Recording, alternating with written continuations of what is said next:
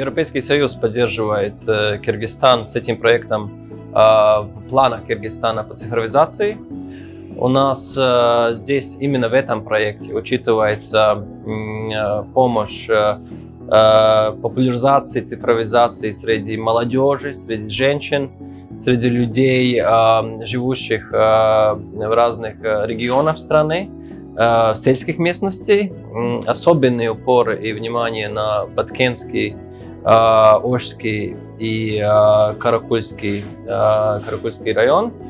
И да, идея, как уже было упомянуто, это женщины, это молодежь, это цифровая грамотность, которую мы особенно внимание уделяем. Это тоже цифровая гигиена, которая немаловажна, потому что в наше время, как вы знаете, очень много разной тоже недостоверной информации есть в интернете.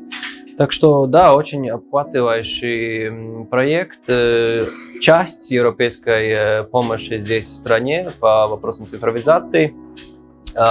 Здесь надо отметить тоже, что есть хорошее сотрудничество в этом проекте с местными, а также эстонскими организациями, которые хорошо знают эту тему, у которых есть хороший опыт наработанный.